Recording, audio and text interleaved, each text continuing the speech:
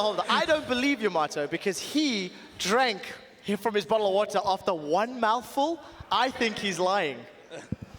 Whoa. Just saying. That's called out. That is called out. It is literally just salt on toast, though, so he had a point. I honestly love Vegemite so much. I also love you, Mato. He's so great. It's all about getting the butter to Vegemite ratio correct. Look, let's not talk about Vegemite. Let's talk about the next game, because Turkey looking to try and close this one out 3-0, looking like a massively dominant team that can't actually head over to LA. Yeah, it is a little bit sad. But on the same token, this is the same team that did not get a single player past the second round of 1v1s. Yeah. Both sections of this tournament counted for points. I love their 5v5, and I wish we could get their 5v5 team over and send Kira as the 1v1, but that's not how it works. You have to perform in both elements of the tournament, and they didn't. And it's honestly really confusing because, like, Naru on Summoner's Rift looks like a godly 1v1 player. Like, this guy is going to town. And Kira, who won the 1v1, is actually really struggling against him. In the 5v5, however, the teamwork of CIS is what we were expecting to show up. And they need to get a stronger jungler if they can get through the laning phase and to that point of the game. And it certainly helps that picks and bans is so heavily in favor of the Turkish team. Every time they get a stronger jungler, they get stronger lanes, and then they win those lanes. 100%. Like, this is, like, game one, it was a bottom lane. Lex and Demonco had a really good showing. They were up, they were doing well, but the jungle was a little bit weaker on Gragas, wasn't able to get in there. This time it was Smurf. He was actually doing great against Aldrin, forced him out of lane, double summon as spells, burnt, still couldn't get anything done. Let's put it together now, CIS. Strong top lane, strong bottom lane, get a strong jungler in there. Let's go to game 4. Yeah, win some lanes. We are to champion select, ladies and gentlemen, and Ivia Lulu once again banned away as Bard and Aurelia follow on the side of CIS. We'll see what rounds this one out and whether Thaldrin is willing to first pick that Fiora if it's going to be left up. He can pick whatever he likes because Thaldrin has won, or at least been relevant in every matchup. That Riven into Fiora, we never really got a really juicy battle back and forth because Thaldrin played it smart. He drew Smurf away and allowed the rest of the Turkish squad to play the map. And Turkey, they've stuck to the same 3 bans in all 3 games. Yeah, and this Lulu ban, I feel, just hurts Kira so much on Summoner's Rift. He's not able to get behind Lex, get him rolling. But there are other champions that do the exact same thing. Pick up the Orianna, neutralize a lane, and just get to that team fighting phase. All of a sudden, you can have a stronger top and bottom sections of the map. And he doesn't actually have to do anything. He just has to live and go equal. And the Jax has now been left up. With that Rumble ban, this could be an opportunity. Smurf, he may want the Jax versus Fiora matchup.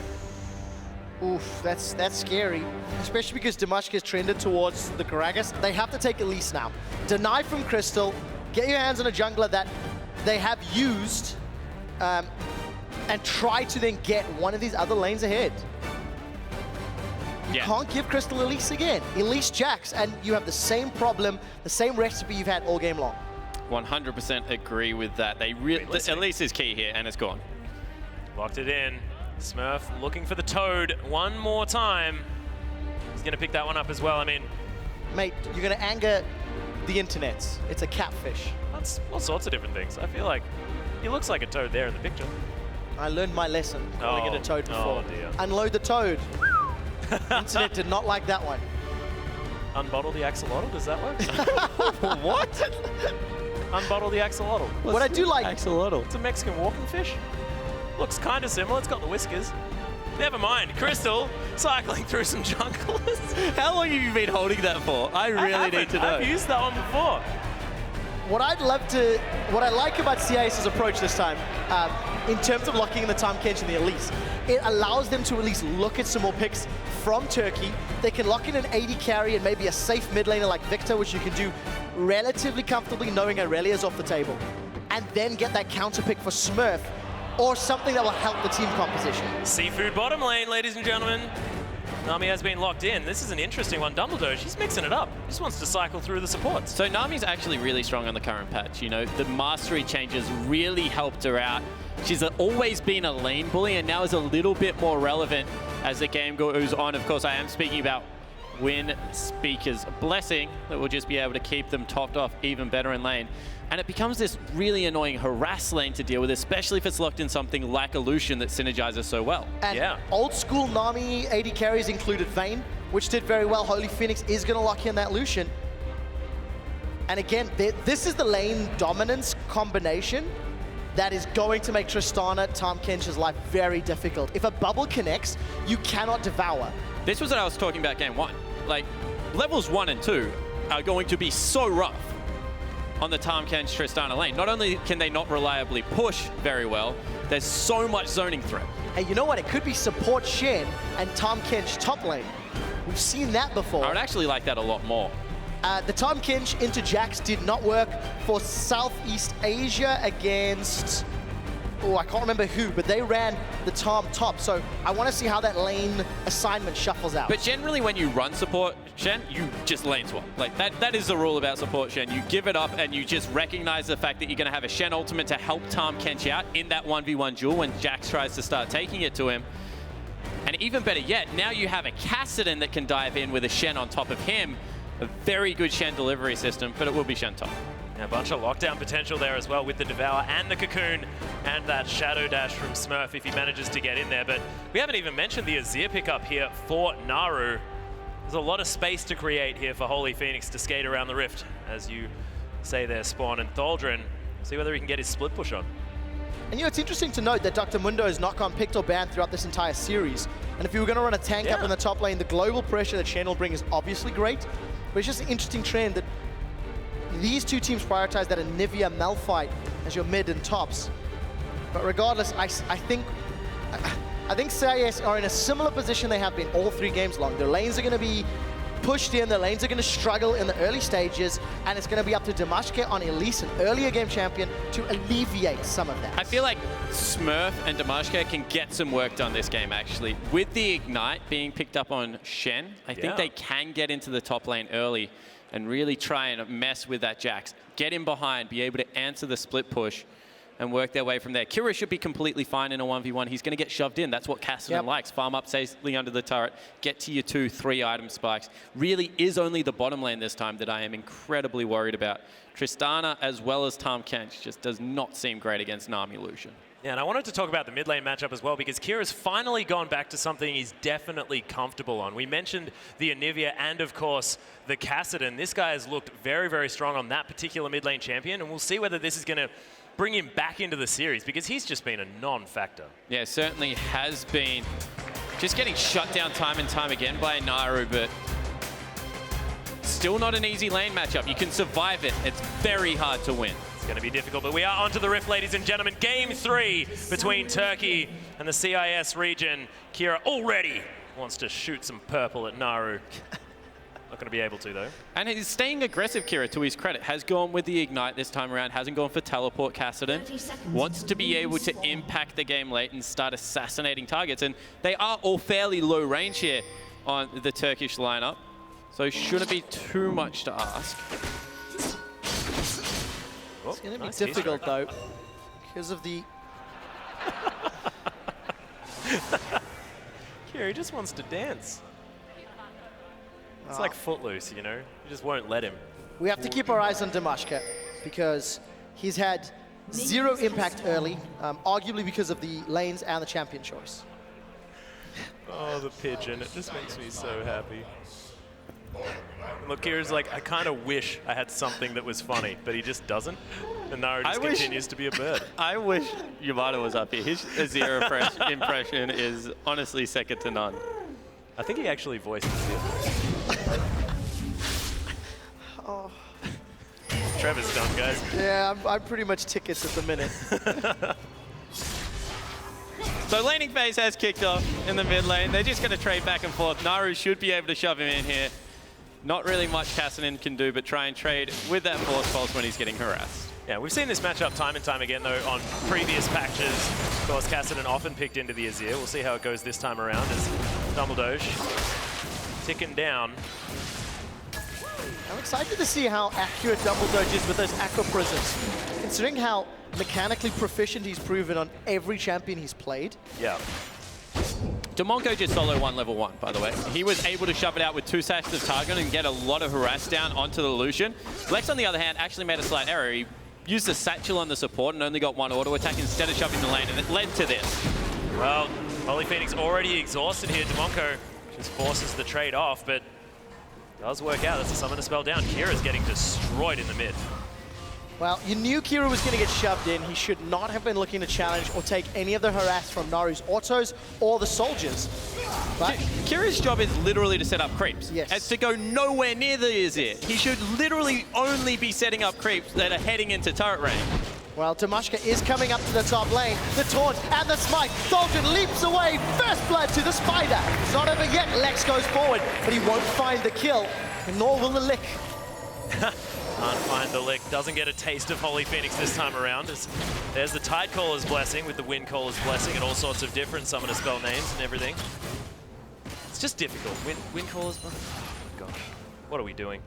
So that was really impressive in the top lane because we mentioned the Ignite and how key it was going to be in the matchup. Smurf able to get it down early. Thulgrin didn't even burn his flash because he knew he was dead at that point. And finally, Damashka has beaten Crystal somewhere on the map. Now, we need to see how Smurf handles it. He got the assist, not the first blood gold. So that's a small, you know, if you want to call it misstep. Because if Smurf had been been able to pick up a bigger tankier item early, that would help him fend off Thulgrin alone. I still think Damashka's going to need to roam around because the tools in Thulgrin's kit will still allow him to out-duel Smurf. And Kira, he's just taking too much poke. Yeah, this is the problem at the moment. Kira, he went the aggressive summoner spell, and if he had been able to get to 6, it would have been great. But right now, really is suffering. Will lose a big creep wave if he goes back. So Damashka is trying to impact the mid lane. Well, Damashka being a little bit further ahead may help out here, but 100 health for Kira. He flashes forward. There's the full toss. Ignite is down. Barriers used. Kira able to bait it out. Minions not enough, and Damashka picks up a second. Yeah, so he's able to get into the mid lane. In the end, a great bait. See if the Prey Seeker lands. He's looking for it. Oh my goodness. Why is it magic damage? Because that's the way it was designed. Yeah, no, I get that, but, you know, Crystal might be annoyed. Kira gets away with his life. Also an assist on the board. Damashka off to a much better start, showing the strength of Elise. And if Starladder can use this to swing momentum in their favor, Elise is going to become a heavily contested pick. And even more credit to the bottom lane. We said this is the one lane that may lose. They had to use Exhaust level 1, in fact, but they burnt double summoner spells down bottom on Holy Phoenix and double Doge, and all of, like, they're even. Everywhere else is winning. This can be the catalyst to start snowballing the game back in their favor. Well, already Kira trying to find his way back in this lane, but Naru still has a gigantic lead. Fiendish Codex now picked up, and with Damashka picking up all the kills, it might be another problem with the SOFM issue. The Middle East just not being able to translate that lead to the rest of the map, as Naru is still giving orders to these Sand Soldiers, but Kira coming out a bit better this time. Very close to level 6. Kira's feeling more aggressive, but he's only got a Ruby Crystal versus the CDR of that Fiendish Codex. So as long as Naru's got mana, I favor him in some of the extended fights. So Kira needs to use that Rift Walk effectively, but he's down 10 CS, and we'll see if that can shrink or grow in the coming minutes.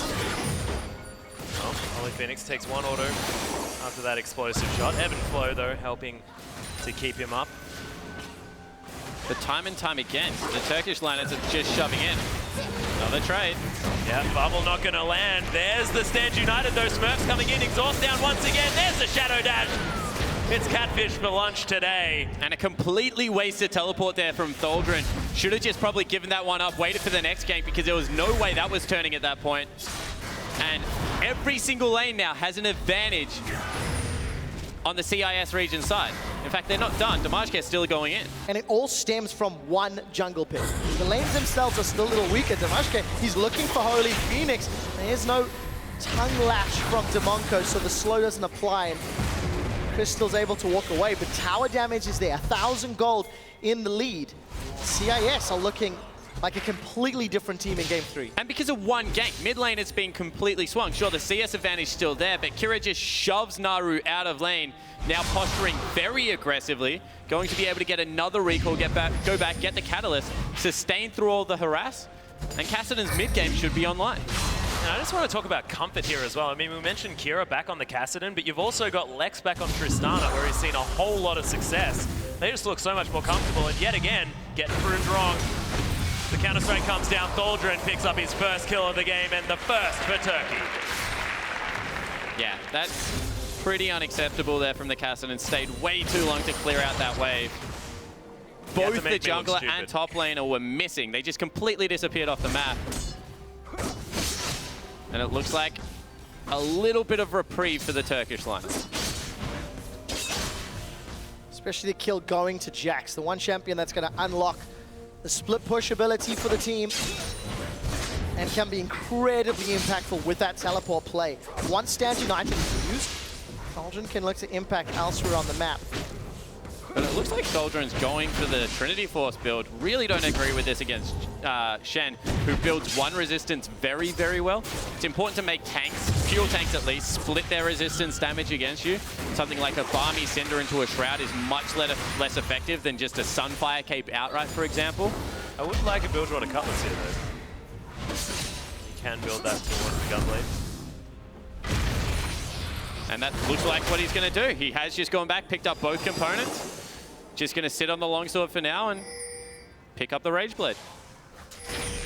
That early death, he's just looking to get a little bit of lane strength against Smurf, who does seem to be prioritizing that Sunfire Cape towards it. Oh, take a look at Naru. He's been jumped on by Kira. Riftwalk is roughly available soon. Ignite is up. If Kira gets a full combo, Naru may be in kill range, but Kira's playing a little safer. Happy to get the poke and assert some dominance. Force Naru to play on the back foot. Hasn't seen Crystal. Wow, that's not good. Yeah, Kira rift walking aggressively. Crystal looking for the knock-up, but Naru going down quite low. Ignite still there for Kira. Here's Stand United finding Naru. Barrier comes in very early on. Gets cancelled by Jack. That's a bait. Yeah, and Thaldren, he might die here as he's gone towards the wrong turret. Damashke, his 4th kill of the game.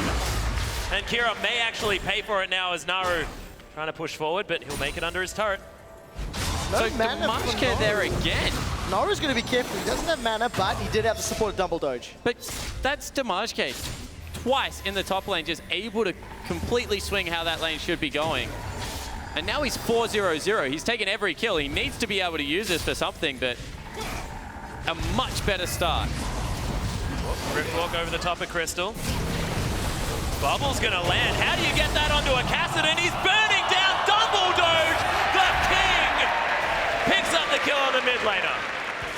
Well, that is what we expected from Double Doge. There's a teleport from Thaldren down bottom. Damonko's trying to get away. The grey health will not be used yet as he flashes out defensively. Lex and Damonko have made their way out. Turret dive is here. 2 members from the Turkish squad still in the river. Crystal can interrupt with the Prey Seeker. And the rest of the Turkish team gonna set up. If Lex and Damonko stick around, they have stuck around. They're in trouble. Thaldren is gonna come in. The counter-strike will be able to stun them up. Exhaust comes out. Crystal's backing away. Lex and Damonko, they are outplaying. They're using the shields and the grey health. It's gonna buy some time, but I don't think there's enough support from the CIS team. They take the tower up top and TCL waste some of their time. Huge net loss there for Turkey. They burn a lot. The flash on Crystal, and they lose the turret. Just nothing really going their way in this early game, and you said it, the Lex comfort pick on this Tristana just looks to be playing out very well. They'll get the dragon, they'll even get the bottom turret. This lead is only going to get bigger. Yeah, they're getting so much from just a failed dive. There were no extra kills that came through there, but everyone had to back off. That'll be the dragon. Crystal will be able to lock down this blue buff for Naru, which is a big deal, but top turret and the dragon for CIS. This is a very different game this time around. And they're going to lose the bottom turret as soon as Tristana wants to shove that wave. Actually decides to go back, Lex. Not wanting to be weaker in the 2v2. Nope, now he cancels. I'm not talking about it anymore. Just kill the turret, please. Well, Riftwalk comes in. Kira trying to do battle with Naru here. Tries to get the shifting sands play, but he's not going to find his way in. There's the bubble for Damonko. Tongue Lash is going to find Naru, but he just continues auto-attacking with his soldiers. Kira forced to use his flash, so not going to be available. 30 CS down to Naru. Equates to about 500 gold. He does have a tower and an assist, which will help out. And Lex, he's jumped on Holy Phoenix. He's got the satchel. The Buster Shot's available. Oh my Flashes goodness. forward. Summon a heal. Traded the flash for the heal. Not worth. That was probably worth for Holy Phoenix.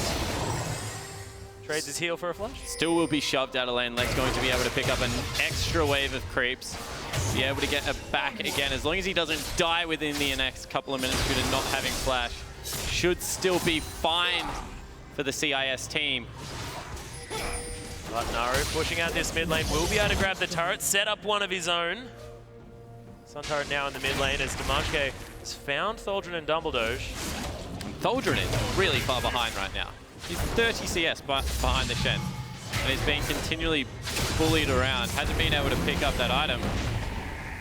Crystal's looking for Lex. Will be able to get the knock up. Stands United's there, but the Culling's down on top of the little Tristana Smurf. Picks it up. Whoa! What was that? Flash over the top of the Shadow Dash, and now Crystal able to knock up Smurf. Holy Phoenix dancing around him. The flash afterwards. Smurf picks up the kill in response somewhere. Naru died at the same time. Shadow Dash comes in and Crystal's now in trouble. Smurf is huge. He's burning him to death with his clothing.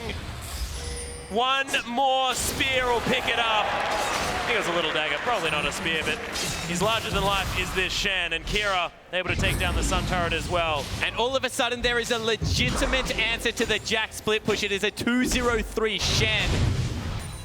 And this is how Naru... Oh, you saw him on a ward. He was like, I'm dead. I'm just going to press B. Got it. Well, Aldrin now in trouble. Abyssal Voyage is going to bring Demonco here towards the top lane. Coon not going to find it. The flash forward into the venomous bite from Demonco. He wants to get something. Grandmaster's Might there. Leap Strike's going to be used. Oh, the counter strike. Not going to get hit. Oh, the bomb. That'll do it. Buster shot, an explosive shot. That'll be enough. So Lex able to pick himself up his first kill of the game. Will move into 1-1-1. Has the Infinity Edge as his first item buy. I really don't like Infinity Edge as a first item buy. I like BF Sword, Pickaxe, into Zeal, grab the Infinity Edge, go into your attack speed item. Probably been said a lot, but just a little bit more cost efficient at the moment. Also, getting Rapid Fire Cannon Static Shiv is just so cool. I don't know, I feel like that's in vogue at the moment. I definitely would not go that build on Tristana. No. Really? Lex has done it every time. No. Before Infinity Edge? Oh, probably not before Infinity Edge. Well, for the CIS team, they've got their first lead all series long. Tamashka's going once again for the Tracker's Knife as his jungle item. Gonna go into full tank, whereas Crystal was going more AP route. He was playing Elise. Kira's Riftwalk gets him away from the bubble. Still down heavily in CS, but thanks to all the global gold from towers and the assists, and the very strong front line that both Demonco and Smurf will provide him, Kira's going to have all the time in the world to pick when he wants to go in, when he wants to use that Riftwalk. Yeah, completely agree. And right now, there's no one that can really straight up duel him either, just because Jax has been forced behind and Naru caught again. That Shadow Dash was fantastically timed. As the Emperor's Divide, Naru is able to get himself to relative safety. Dimanche, oh, can't hit the Cocoon. Nice juke from Dumbledore. A Venomous Bite. I mean, Spiderling doing a lot of work. Naru going to flash out of the way of the Shadow Dash. And Thaldren still hasn't moved from top lane. Well, Straight up duel. Holy Phoenix did not want this fight. The Buster Shot this time will get the kill. Done. So all over the map, the CIS region is starting to really pressure out the Turkish lineup. They even have the Rift Herald in the mid lane. Those creeps going to make short work of the turret, and they can just keep going. Yeah, donated it to that Elise. Again, we like to see on those ranged junglers push down the last remaining outer turret, extend that gold lead even further. Now we see how CIS close, because in almost all of the games that they had won, they were fairly slow to close and relied extremely heavily on the Baron buff. Their gold lead now, and the fact they have a Shen and an Elise, hell, even a Tahm Kench, may allow them to even tower dive if they want to go that route for these inner turrets. So I want to see their decision-making in the next 10 minutes on what objectives they prioritize and how they use this 5k gold lead. Completely agree, especially once Kira gets level 16, because he can jump the Shen under the turret and then get out quick enough where he's not tanking it for an overlong time. Really look for those aggressive plays and try and get things done. Like Smurf's itemization build, by the way, he has the makings of a Trinity Force, and he can straight up win this 1v1. He's going to try here as Thaldren. It's not even looking close as Smurf is going to burn him to death with the Ignite. Grandmaster's Might's there, but it's just looking too easy here for Smurf. 2-level advantage, tanky enough to mitigate most of Jax's damage. And Kira, he could look for a dive, decides against not a lot of vision than everyone else. CIS, second dragon at 17 minutes, probably one of the earlier second dragons. They got that on high priority. They've got complete map control. They've got Stand United for any fight that were to break out. It's all Star Ladder in game number 3. And this is what we complimented them on. When they are ahead, they know exactly what they need to do. They understand their win conditions. They understand what part of the map they can pressure, what they should be picking up next. It is only 18 minutes into the game. Second ring of turret, very hard to break unless you get that pick. So instead, they go towards the dragon, continue to build that win condition. The split push across the map with the Shen ultimate has been engaged. Soldrin can't really duel the Shen. We've already seen that. Right now, they just have so many winning combinations that they can use. Kira's going to go in aggressively. Sand Soldiers are down, trying to clear out the waves. Bubble did actually land on a Damashke, but Damonko's just going to eat him up. Holy Phoenix looking for some extra damage as Piercing Lights just to clear the wave. Crystal makes his way in. 4 versus 4 here on the bottom side. Thaldrin with his teleport, Smurf with his Stand United. Yeah, Thaldrin was chasing Smurf the entire time to reduce the likelihood of a dive. As Kira comes in, he's going to get devoured as Holy Phoenix now burning to death. The explosive shot's going to be there. He's going to die as Kira's going to pick it up with the Ignite. Crystal now underneath the turret. It's not going to be enough. Double kill for Kira. This is a Kassadin coming online. Grey health to be eaten up by Damonko, and Smurf makes his way in. He'll just pick up a Naru on the backside, and now they'll discover that he's basically unkillable. That's a double Shadow Dash. Dumbledore has to get out. That is 3 for nothing. At 19 minutes into the game, CIS look like they're going to roll over the Turkish squad. This is a team that we said when they get to late game, they look great. They probably have enough gold that they are at late game now, to be fair. Yep. So, looking pretty good. They also generally take every turret on the map before they kill a Nexus. Well, can't blame them. Thaldrin's in trouble. Flash forward from Lex. He gets his 3rd kill of the game. 14-3. 8,000 gold up. And this is the CIS team that looked phenomenal against both the Oceanic squad and the LJL squad in the last day of games. But I want to see how they knock down this inhibitor turret. They're pushing the lead. I think a lot of the gold has been spent. It was up to 2,000 across most of their champions. Rapid Fire Cannon completed, Abyssal completed for Kira. Randuin's has been with Damashke for a while now. And I think that's smart against both Rek'Sai, Lucian, and Jax. I really love it because Jax wanted to be a threat, so he can't be the sole tank. He went the Trinity Force route, so Damashke takes one for the team yet again. He can tank up these objectives, make sure they always have pressure around the map. And he's still going to be very useful in these pick situations, and at least can always execute. Yeah. Oh, Crystal's in so much trouble. That was not a tunnel you wanted to take. He doesn't have flash either. He wants to get back into it, but Damonko eats up his tunnel. Damashke from over the wall. Deliver to the Yordle. Okay. So dead. Caught between a Yordle, a catfish, and a spider. And a rock. Sounds like a setup for a bad joke. No. Take it away, Atlas. No, I ain't biting that one. Well, Smurf, Stand United available. So the rest of the Star Ladder team, they start off Baron. For Turkish team, they need to stop this or get themselves killed. Kira is running interference and the Culling comes down. Yeah, the waves across as well as the Grey Health might need to be eaten here, but Smurf, he's so huge. Dumbledore may explode just from that health. Yep, that'll do it. Lex is unstoppable. That's 5 kills in a row. Now the rest of the Star Ladder team looking for more. Will they go back to the Baron? Will they just find more kills? Smurf thinks, get over here. They actually chunked Damashke out that low that they didn't want to restart the Baron, but that's a combo we were talking about. Kira with the Shen ultimate can just jump in with Reckless Abandon, make sure he is always the one starting up the fight with the big AoE slow, set Smurf up for success. And really now, it's all about stalling. Can they delay the Baron for long enough? Can they ensure Naru can wave clear? Because if they can't, this combination can just be used every 3 minutes to so much success. And these turrets going down. Dumbledore is so dead.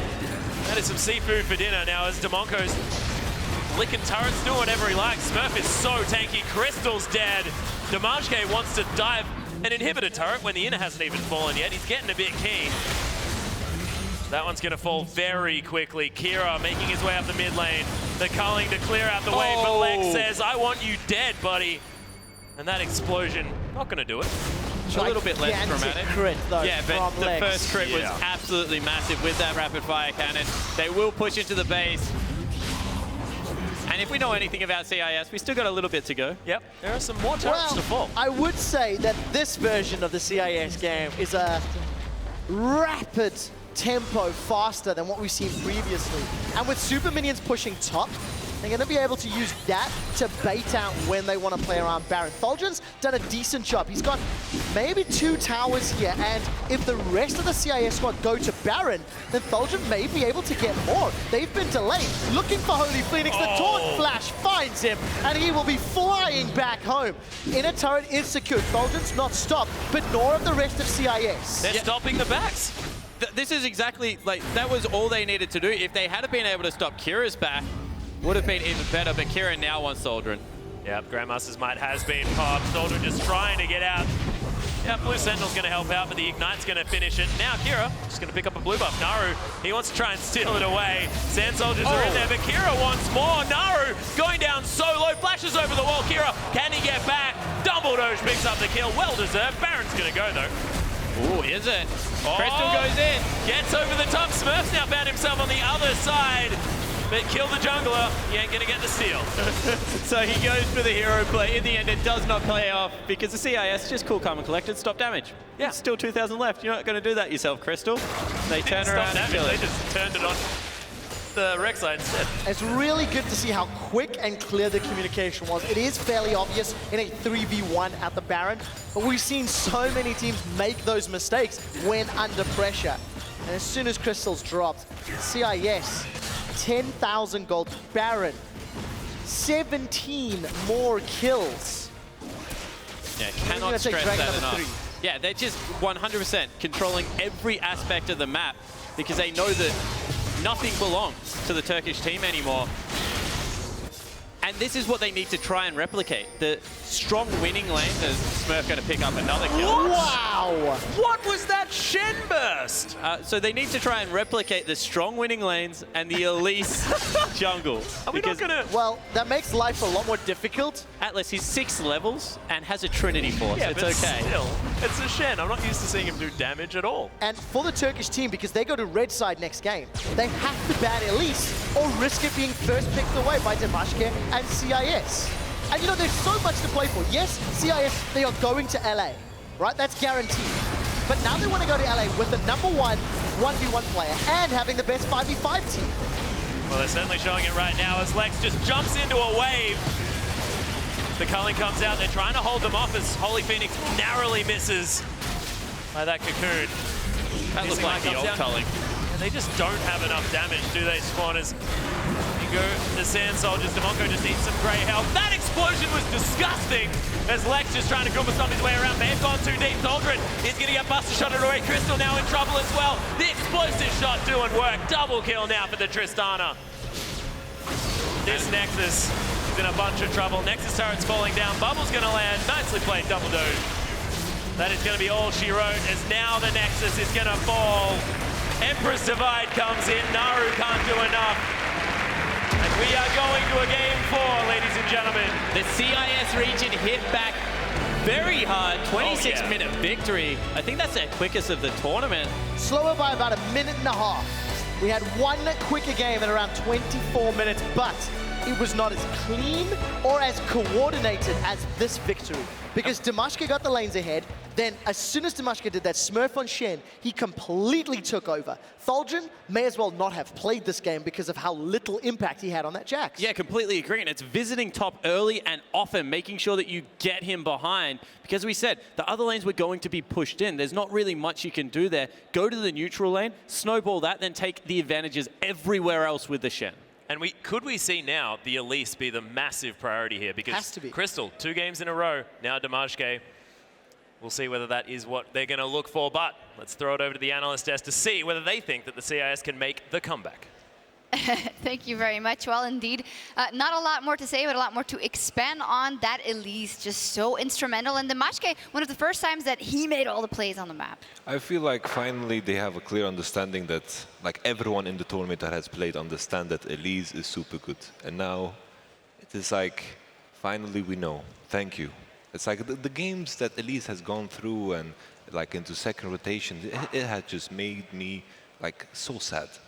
There is nothing more else to add to it. Just first pick it. You're just sad. That's it. We can go to break. We have another embarrassing video of someone to film. Well, one thing I want to talk about with that Shen is just how frustrating it is to play against. When you're playing up against a Shen, if in that situation he can just get the added sustain that comes through here, Jax obviously needs some time until he gets his items. Shen, with the Grasp of the Undying, with the extra sustain that comes from the Vorpal Blade, you can't out-trade him in the early levels. He gets so much extra when it comes to just the damage, the sustain, the shield in the early levels that Jax just really can't do anything. It's something I actually watched Pulse do in many, many games on the preseason patches. Just run in, and as soon as he's got 2 items, you can pretty much just run into the backline and start dealing a lot of damage as well as being able to survive through it. Yeah, so just to expand on that, the team comp as a whole that was built by this Turkish side didn't actually feel like it was where they were going to go as a team. Only the bottom lane was really designed to win the lane and then push that anywhere further. We've got an Azir who actually loses to the Kassadin in the middle lane for the most part, even though the Elise had a lot of pressure in there. And then you've got the top laner Jax, who, as you've mentioned, struggles against Shen. If they're now losing lanes as a team, this all-star team that generally win their lane and then translate that into the rest of the game against the team that is very good at scaling and winning team fights, then they're looking to lose from draft. The CIS region finally understands their strengths. They're giving the responsibility to Smurf on a champion that is so good on spreading map pressure. Jax is very reliant on having a good jungle matchup, so he's able to push all the time, because if Jax wants to win lane, he needs to stack up his passive on the minion wave, and that means that he's pushing. And with that in mind, this Shen pick is just perfect for it. And the next upcoming game, CIS is blue side. They're going to get the Elise once again. Going to get the Elise. We'll see if that happens. Another different picks coming in this game. We also saw Nami, Lucian. In theory, a very, very strong bottom lane in the hands of the TCL, although we haven't seen Nami for a while. It is my favorite champion, so I was very happy. But on the other side, Tristana coming out for Lex, because it's someone we overlook a lot of times because we talk about the other players. But that was a champion he had played 3 times in 6 games prior to the final. He didn't go to in game 1, which was also a little odd to me. So yeah, Lex is the Tristana specialist, it feels like, of this entire tournament. So it's very good to see him come back to that champion that he always defaults to when it comes to the crunch. He has a Tahm Kench as well, so he was always going to be comfortable in that bottom lane in the 2 versus 2. The Turkish side only having the bot lane designed to win, then against the Tahm Kench cannot win, and there was basically nothing they could do. It's as simple as that. Honestly, there is nothing you could do in that situation. If you fall behind as Lucian Nami against a Tristana Tahm Kench, good luck is about all you can say. And the root of it all has to be the Shen and the Elise causing pressure in the top lane. If you have to fear the Shen port at all times when a lane that has to be very aggressive in the early game and scales worse than the enemy teams, then you're going to have a bad time. Yeah, and if mid is not horribly losing, that's of course looking up as well. In game 3, that went a lot better. We'll see what CIS has learned from this one and what they take into the next Champ Select. We'll be back in 3.5.